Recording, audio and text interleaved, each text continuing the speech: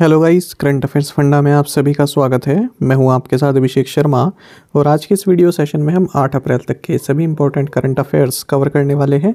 हमेशा की तरह आप इस वीडियो को अंत तक जरूर देखिएगा, आज भी आपको काफ़ी कुछ जानने के लिए मिलेगा। साथ ही गाइस, इस सेशन को शुरू करने से पहले आप सभी को बताना चाहूँगा, यदि आप हमारे daily current affairs PDF, weekly PDF, monthly PDF और हर महीने की banking and economic awareness PDF चाहते हैं तो करंट अफेयर्स फंडा का 1 ईयर मेंबरशिप प्लान आप ज्वाइन कर सकते हैं, जिसका लिंक आपको वीडियो के डिस्क्रिप्शन में या फिर फर्स्ट कमेंट में मिल जाएगा। आपको बता दें, इस 1 ईयर मेंबरशिप प्लान के तहत हम आपको 1 साल तक जितना भी पीडीएफ कंटेंट है वो प्रोवाइड कराते हैं, जिसे आप डाउनलोड कर सकते हैं, प्रिंट आउट भी निकलवा सकते हैं। इसके लिए चाहे तो आप करंट अफेयर्स फंडा ऐप को यूज़ कर सकते हैं या फिर अपने लैपटॉप या सिस्टम की मदद से वेब लॉगिन करके भी हमारा कंप्लीट पीडीएफ मटेरियल प्राप्त कर सकते हैं। कोई भी एग्ज़ाम हो, बैंकिंग, एसएससी, रेलवे या फिर स्टेट पीसीएस, जहाँ पर भी जनरल अवेयरनेस या फिर करंट अफेयर्स पूछे जाते हैं, सभी एग्ज़ाम्स के लिए हमारे पीडीएफ कंटेंट काफ़ी यूज़फुल है। कोई भी अगर आपका डाउट है हमारे इस पीडीएफ कोड संबंधित तो कमेंट बॉक्स में अवश्य लिखिएगा। चलिए फिर करते हैं शुरुआत इस वीडियो सेशन की। Where is the Asian development bank based? एशियाई विकास बैंक कहाँ स्थित है? ऑप्शन है इंडिया, जापान, चाइना या फिर द फिलीपींस। तो जल्दी से आप इस क्वेश्चन का आंसर कर दीजिए, फिर हम आगे बढ़ेंगे। और इसी तरह के क्वेश्चंस यदि आप प्रैक्टिस करना चाहते हैं तो करंट अफेयर्स फंडा को टेलीग्राम पर जरूर ज्वाइन कर लीजिए। करंट अफेयर्स फंडा नाम से हमारा चैनल है। डेली आपको स्टैटिक और करंट अफेयर्स संबंधित क्विज वहाँ पर मिल जाते हैं।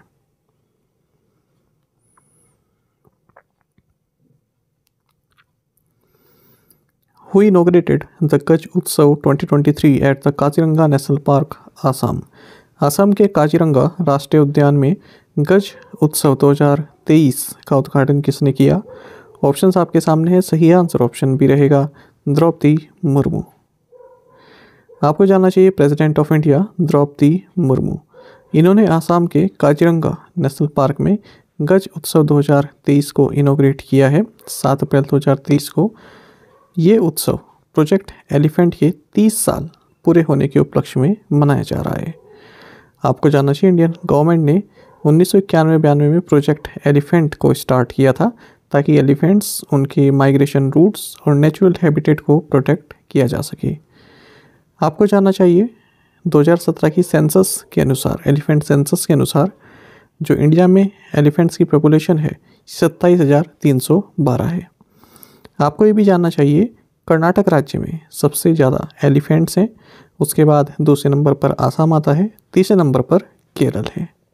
आपको ये भी जानना चाहिए कि elephant natural heritage animal of India है और इंडिया में largest and most stable population है एशियन एलिफेंट्स की। इनफैक्ट आपको ये भी जानना चाहिए कि पूरे वर्ल्ड के 60% एशियन एलिफेंट्स भारत में रहते हैं। 12 अगस्त को वर्ल्ड एलिफेंट डे मनाया जाता है। What is the expected growth rate of global trade in 2023 as per WTO? विश्व व्यापार संगठन के अनुसार 2023 में वैश्विक व्यापार की अपेक्षित विकास दर क्या है? ऑप्शंस आपके सामने है। सही आंसर ऑप्शन ए रहेगा, 1.7%। वर्ल्ड ट्रेड ऑर्गेनाइजेशन WTO ने एक रिपोर्ट जारी की है जिसका टाइटल है global trade outlook and statistics report. इसमें बताया गया है कि जो वर्ल्ड मर्चेंटाइज ट्रेड है ये 1.7% से ग्रो करेगा इस साल 2023 में। 2022 में 2.7% से ग्रो किया था, यानी कि इस बार कम रहेगा। वर्ल्ड ट्रेड ऑर्गेनाइजेशन के बारे में कुछ महत्वपूर्ण पॉइंट्स हम जानेंगे जो कि आपके एग्जाम पॉइंट ऑफ व्यू से काफ़ी महत्वपूर्ण है। आपको जानना चाहिए, WTO is the only global international organisation dealing with the rules of trade between nations. साथ ही आपको भी जानना चाहिए, it is a forum for governments to negotiate trade agreements and to settle trade disputes. देशों के बीच जो ट्रेड डिस्प्यूट्स होती हैं या फिर उनके बीच में जो ट्रेड एग्रीमेंट को निगोशिएट किया जाता है, सौदेबाजी की जाती है, वो WTO द्वारा कराई जाती है। कोई भी प्रॉब्लम हो देशों के बीच में ट्रेड से संबंधित तो उसको सुलझाया जाता है WTO के द्वारा। आपको जानना चाहिए, 1 जनवरी 1995 को WTO ने अपना कामकाज स्टार्ट किया था अंडर 1994 मरकश एग्रीमेंट। इससे पहले एक ऑर्गेनाइजेशन हुआ करती थी, general agreement on tariffs and trade, GATT। ये 1948 में इस्टेब्लिश की गई थी। तो इसी की सक्सेसर ऑर्गेनाइजेशन है WTO, वर्ल्ड ट्रेड ऑर्गेनाइजेशन। कई एग्जाम से पूछा जाता है कि जो ये general agreement on tariffs and trade, इसकी स्थापना कब हुई थी? आंसर होगा 1948। फिलहाल WTO की डायरेक्टर जनरल हैं नाइजीरिया की इकोनॉमिस्ट नकोसी ओकोंजो-इवेला। जब ये अपॉइंट हुई थी ना WTO की DG, कोई ऐसा एग्ज़ाम नहीं था जिसमें ये पूछा ना गया हो कि किस कंट्री की है, तो ये भी महत्वपूर्ण है, याद रखिएगा। हेडक्वार्टर्स जेनेवा स्विट्ज़रलैंड में है WTO का। मेंबरशिप 164 मेंबर्स हैं इसमें, यानी कि कंट्रीज़। आपको जानना चाहिए भारत शुरुआत से ही इसका मेंबर रहा है, जनवरी 1995 से। इवन जो general agreement on tariffs and trade है, इसका भी मेंबर शुरुआत से ही भारत रहा है। What is the total forest cover of India as per the latest ISFR 2021? नवीनतम ISFR 2021 के अनुसार भारत का कुल वन आवरण कितना है? ऑप्शंस आपके सामने हैं। 7,13,789 square kilometre, 21.71% of the geographical area, both A and B, none of the above. Right answer option C है, बोथ ए एंड बी। तो हाल ही में जो मिनिस्टर ऑफ इन्वायरमेंट है उनके द्वारा ये डेटा बताया गया है।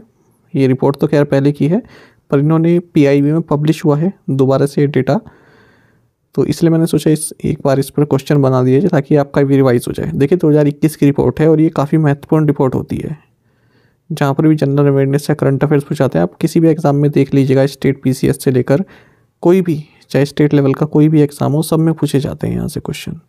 देखिए forest survey of India Dehradun में है, तो ये बाइनली भारत में जो फॉरेस्ट कवर है उसका असेसमेंट करता है और 1987 से काम करता आ रहा है। इस रिपोर्ट को बोलते हैं India state of forest report, ISFR। तो जो लेटेस्ट जारी की गई थी वो 2021 की थी। इसमें बताया गया था कि जो टोटल फॉरेस्ट कवर है हमारे देश में 7,13,789 स्क्वायर किलोमीटर है, जो कि हमारे कंट्री के जोग्राफिकल एरिया का 21.71% है। इसमें ये भी बताया गया कि जो 2019 में India state of forest report जारी की गई थी और जो अब 2021 में जारी की गई, इस अंतराल में 1540 square kilometre forest cover increase हुआ है। अगर हम लार्जेस्ट फॉरेस्ट कवर की बात करें जिन राज्यों में है, तो मध्य प्रदेश, फिर अरुणाचल प्रदेश, फिर Chhattisgarh, Orissa, Maharashtra. Largest forest cover as a percentage of total geographical area की बात करें तो मिजोरम पहले स्थान पर है, फिर अरुणाचल प्रदेश, मेघालय, मणिपुर एंड नागालैंड। अगर हम टॉप 5 स्टेट्स की बात करें in terms of increase in forest cover, तो आंध्र प्रदेश, तेलंगाना, उड़ीसा, कर्नाटक एंड झारखंड। ये तीनों महत्वपूर्ण पॉइंट है, नोट कर लीजिएगा, एग्जाम पॉइंट ऑफ व्यू से पूछे जाते हैं। आपको जानना चाहिए भारत में जो फॉरेस्ट का कंजर्वेशन एंड प्रोटेक्शन है, ये मुख्यतः जो ये एक्ट दिए गए हैं इनके तहत किया जाता है। Indian forest act 1927, wild life protection act 1972 और forest conservation act 1980। Who has taken over as the president of the National Rifle Association of India NRAI? भारतीय राष्ट्रीय राइफल संघ के अध्यक्ष के रूप में किसने पदभार संभाला है? ऑप्शंस आपके सामने है। सही आंसर ऑप्शन डी रहेगा, कालिकेश नारायण सिंह देव। तो कालिकेश नारायण सिंह देव ये national rifle association of India के प्रेसिडेंट नियुक्त किए गए हैं। इनसे पहले रविंदर सिंह थे, तो इनको ये सक्सीड कर रहे हैं। आपको जानना चाहिए national rifle association of India के बारे में। इसकी स्थापना 1951 में हुई थी ताकि जो शूटिंग स्पोर्ट्स है भारत में पॉपुलराइज किया जाए, प्रमोट किया जाए। जो हमारी लोकसभा के फर्स्ट स्पीकर रहे श्री GV मावलंकर, ये इसके फाउंडर थे इस एसोसिएशन के और फर्स्ट प्रेसिडेंट भी थे। इसका हेडक्वार्टर्स न्यू दिल्ली में है। वेयर वॉज द पशु प्रदर्शनी एंड कृषि मेला स्टार्टेड? पशु प्रदर्शनी और कृषि मेला कहाँ शुरू हुआ है? ऑप्शंस आपके सामने है। सही आंसर ऑप्शन डी रहेगा, Muzaffarnagar. Ministry of fisheries, animal husbandry and dairying, government of India, and ICR central institute for research on cattle, Meerut, इन दोनों ने मिलकर पशु प्रदर्शनी एंड कृषि मेला इसको ऑर्गेनाइज किया है मुजफ्फरनगर, उत्तर प्रदेश में। आपको बता दें union minister for road transport, highways and shipping, government of India, Nitin Gadkari द्वारा ये जो फेस्ट है या मेला है इनोग्रेट किया गया। ये चीफ गेस्ट है इस मौके पर। बाकी आप जानते हैं union minister of fisheries, animal husbandry and dairying Purushottam Rupala है और मिनिस्टर ऑफ स्टेट है डॉक्टर संजीव कुमार बलियान। तो इस फेस्ट का जो मेन ऑब्जेक्टिव रहा वो रहा कि भारत में agriculture, animal husbandry and fisheries practices को प्रमोट करना, एक्सिबिट करना। Which company has raised a total of $5 billion in foreign currency loans, the largest syndicated loan in India's history. किस कंपनी ने विदेशी मुद्रा ऋणों के रूप में कुल $5 बिलियन जुटाए हैं, जो भारत के इतिहास में सबसे बड़ा सिंडिकेटेड ऋण है? ऑप्शंस आपके सामने है। सही आंसर ऑप्शन डी है, रिलायंस। काफ़ी महत्वपूर्ण क्वेश्चन मैं इसको कहूँगा। देखिए, रिलायंस इंडस्ट्रीज लिमिटेड और इसकी जो टेलीकॉम आर्म है जियो इन्फोकॉम, इन्होंने मिलकर $5 बिलियन का फॉरेन करेंसी लोन उठाया है हाल ही में, जो कि इंडियन कॉर्पोरेट हिस्ट्री का अब तक का लार्जेस्ट सिंडिकेटेड लोन है। अच्छा, अब जो ये रिलायंस है ये इस फंड को अपने कैपिटल एक्सपेंडिचर के लिए यूज़ करेगा, जबकि जो जियो है ये पूरे देश में जो 5G नेटवर्क रोल आउट है उसके फाइनेंस के लिए इस लोन को यूज़ करेगा। अब यहाँ पर लिखा है लार्जेस्ट सिंडिकेटेड लोन। ये सिंडिकेटेड लोन क्या होता है? देखिए, $5 बिलियन का लोन उठाना एक बहुत बड़ी अमाउंट है।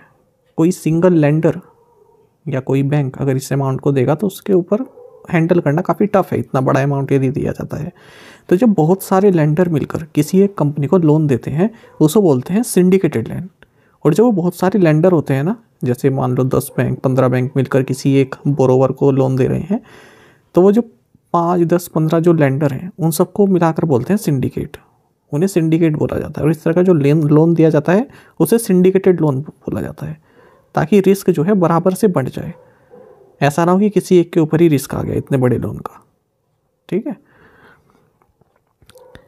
तो देखिए, रिलायंस ने $3 बिलियन तो 55 बैंक से उठाया है, और रिलायंस जियो इन्फोकॉम ने एडिशनल $2 बिलियन का लोन उठाया है 18 बैंक से।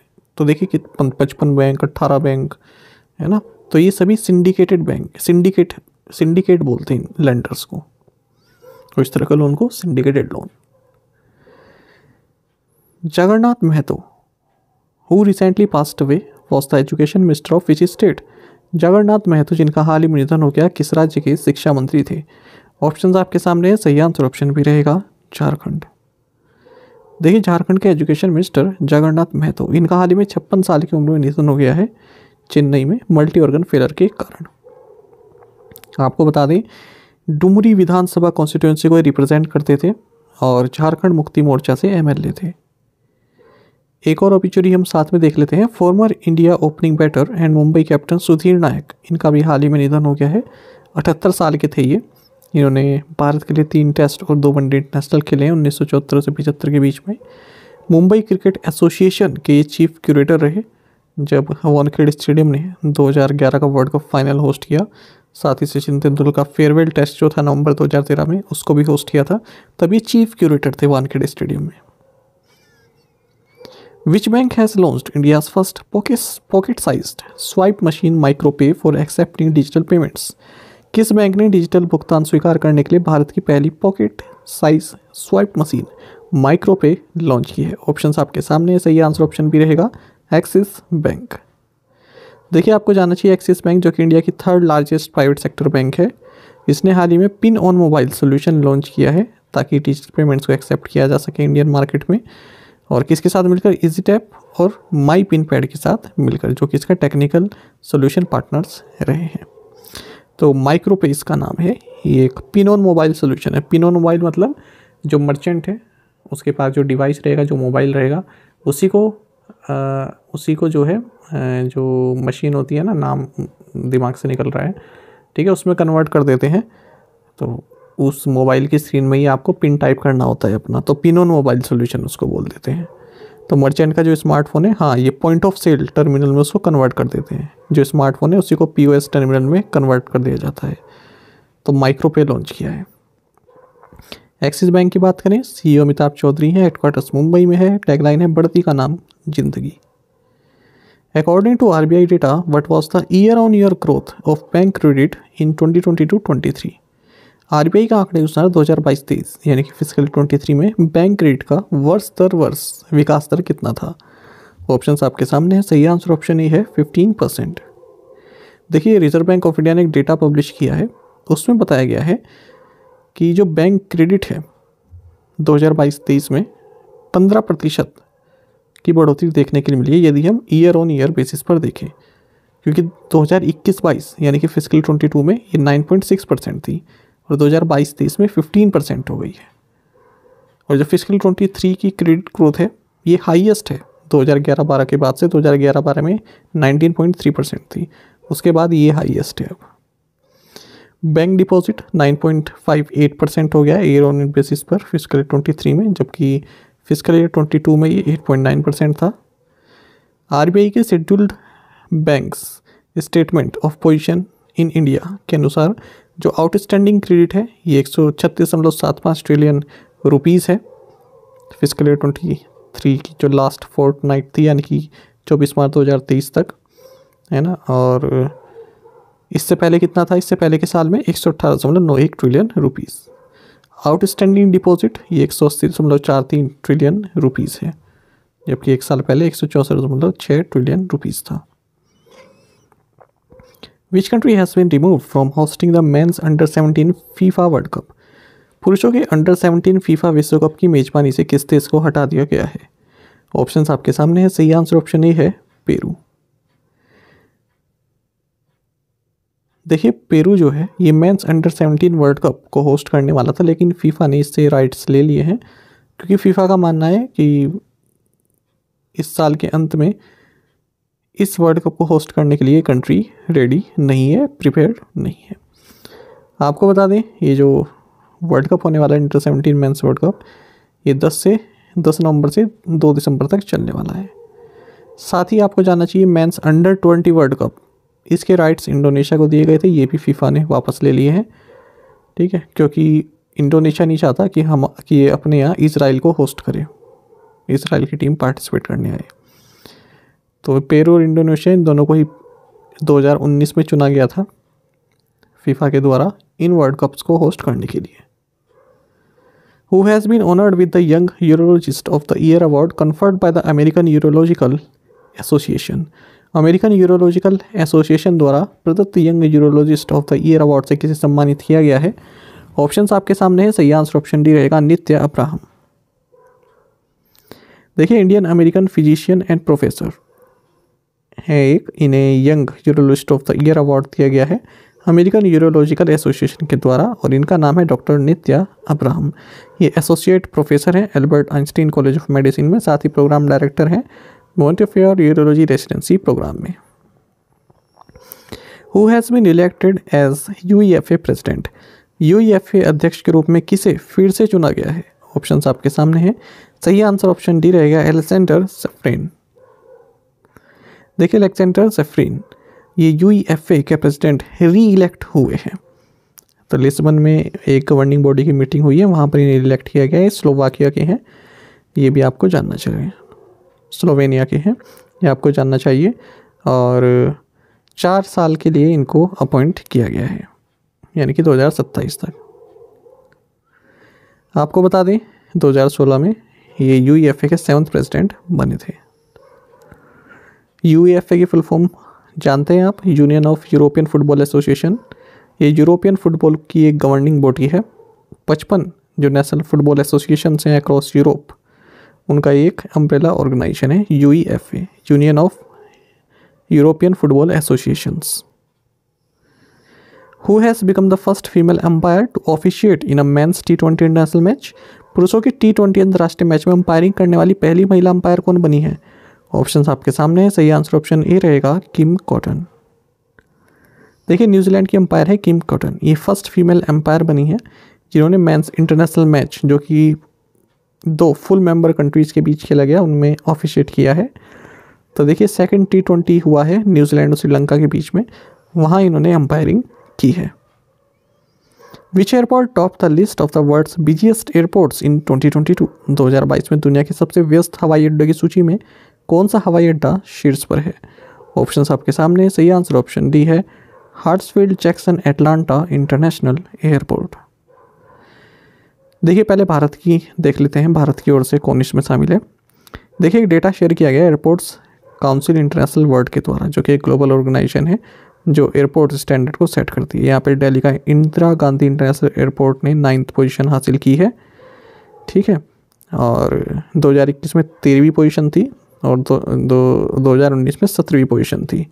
और IGI इकलौता एयरपोर्ट है south and south east Asia से जो कि टॉप 10 की लिस्ट में आया है। वहीं यूनाइटेड स्टेट्स के जॉर्जिया से हार्ट्सफील्ड जैक्सन एटलांटा इंटरनेशनल एयरपोर्ट ने इसको टॉप किया है। 93.6 मिलियन पैसेंजर्स ये हैंडल करता है, जबकि अपना जो IGI है ये 59.5 मिलियन पैसेंजर्स एनुअली इसने जो है हैंडल किए हैं। According to recent data, India ranks 5th in the national contribution to global warming. हाल के आंकड़े के अनुसार भारत ग्लोबल वार्मिंग में राष्ट्रीय योगदान में 5वें स्थान पर है। सही आंसर ऑप्शन ए है। देखिए, हाल ही में एक जर्नल है साइंटिफिक डेटा, इसमें एक रिपोर्ट पब्लिश हुई है जिसमें बताया गया है कि top 10 global warming contributing countries की बात करें तो उसमें इंडिया 5th पोजीशन पर है। टॉप कंट्रीब्यूटर कौन है? यूनाइटेड स्टेट्स, जिसके द्वारा जो एमिशन है ये 0.828 डिग्री सेल्सियस जो है टेम्परेचर राइज करने के लिए रिस्पॉन्सिबल है। चाइना दूसरे नंबर पर है और रशिया तीसरे नंबर पर है। भारत की बात करें, भारत जो है 5th पोजीशन पर पहुंच गया है। पहले 10वें पोजीशन पर था, अब 5th पोजीशन पर पहुंच गया है। भारत 0.08 डिग्री सेल्सियस वार्मिंग के लिए रिस्पॉन्सिबल है। इंडिया का जो एमिशन है कार्बन डाइऑक्साइड का, मीथेन का, नाइट्रस ऑक्साइड का 1851 से 2021 तक ये 0.04 degree Celsius, 0.03 degree, 0.04 degree Celsius, 0.03 degree Celsius और 0.006 degree Celsius respectively global warming के लिए रिस्पॉन्सिबल है। आपको जानना चाहिए जो प्राइमरी ग्रीन हाउस गैसेस हैं ये कौन कौन सी है? Water vapour, carbon dioxide, methane, nitrous oxide, ozone. Which state has been given the Best State Award in the Northeastern region by the Center for the Successful Implementation of E-Procurement? E-Procurement के सफल कार्यान्वयन के लिए किस राज्य को केंद्र द्वारा पूर्वोत्तर क्षेत्र में सर्वश्रेष्ठ राज्य का पुरस्कार दिया गया है? ऑप्शंस आपके सामने हैं। सही आंसर ऑप्शन ए है त्रिपुरा। प्रोक्योर मतलब होता है खरीदना, जैसे अनाज का प्रोक्योरमेंट किया हमने, किसी भी चीज़ का किसानों से प्रोक्योरमेंट किया। देखिए, नॉर्थ ईस्टर्न रीजन में सेंटर द्वारा ई प्रोक्योरमेंट को सक्सेसफुली इंप्लीमेंट करने के लिए बेस्ट स्टेट अवार्ड दिया गया है त्रिपुरा को। आपको बता दें, ट्रांसपेरेंसी बनाई रहे इसके लिए त्रिपुरा राज्य ने मैंडेटरी किया हुआ है कि कोई भी गवर्नमेंट परचेज होगी या कॉन्ट्रैक्ट होगा जिसकी वैल्यू 50,000 से ज़्यादा की है वो ई प्रोक्योरमेंट के तहत ही किया जाएगा। सबसे महत्वपूर्ण आपको त्रिपुरा के बारे में कुछ जानकारी लेनी चाहिए जो कि एग्जाम पॉइंट ऑफ व्यू से काफ़ी महत्वपूर्ण है। एग्जाम में कई पॉइंट्स पूछ ले जाते हैं। कैपिटल अगरतला है, गवर्नर सत्यदेव नारायण आर्य हैं, चीफ मिनिस्टर मनीष शाह हैं, ये तो आप सभी जानते हैं। सबसे महत्वपूर्ण ये इन्फॉर्मेशन है, इसको नोट कर लीजिएगा या फिर याद कर लीजिएगा, मैंने पहले भी आपके साथ शेयर की हुई है। होजागिरी डांस काफ़ी महत्वपूर्ण है, SSC, रेलवे, हर एग्जाम में पूछा जाता है। गड़िया पूजा, अशोक अष्टमी फेस्टिवल, करची फेस्टिवल ये बहुत महत्वपूर्ण है। पिलाक festival, Ujjayanta palace, Neer Mahal water palace, Bhubaneswari temple ये सबसे महत्वपूर्ण है। अखुरा इंटीग्रेटेड चेक पोस्ट हिंगला बांग्लादेश, इंडिया बांग्लादेश बॉर्डर पर है। Unakoti archaeological site most important. पूनावाटी group of temples, Sepahijala wildlife sanctuary ये कई बार पूछा जाता है। क्लाउडेड लेपर्ड नेशनल पार्क है यहाँ पर। तृष्णा वाइल्ड लाइफ सेंचुरी है, कई बार पूछी जाती है। गोमती वाइल्ड लाइफ सेंचुरी है, डुमूर लेक है और जम्पुई हिल्स है। तो ये देखिए सबसे महत्वपूर्ण है, इनको आप याद रखिएगा। हो सकता है नोट भी कर लीजिए आप इनको, अभी 2-3 बार पढ़ेंगे याद हो जाएगा। ये जो वाइल्ड लाइफ सेंचुरी मैंने आपको बताई है ये पूछ ली जाती हैं। क्लाउडेड लेपर्ड नेशनल पार्क और सेफाईसला वाइल्ड लाइफ सेंचुरी है ना, Ujjayanta palace, Neer Mahal water palace, Bhubaneswari temple, Kharchi festival. Previous assignment questions के आंसर अब हम देखने वाले हैं। Who has become the fastest Indian to take 50 wickets in IPL history? Answer is Khaleel Ahmed, Delhi capitals के लिए खेलते हैं। Who has been appointed as the next ambassador of India to Greece? Rudrendra Tandon. Which ministry organized a seminar on 7 decades of the Constitution of India? Ministry of External Affairs. Government of India to add 250 gigawatt of renewable energy capacity annually for next 5 years to achieve the target of 500 gigawatt by 2030. और आप में से कई students ने बिल्कुल सही answer दिया है, इसी तरह से आप पार्टिसिपेट करते रहिए।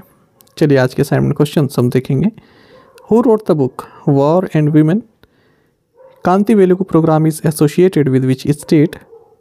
National Clean Air Program targets to achieve reductions up to what % of PM10 concentration by 2025-26?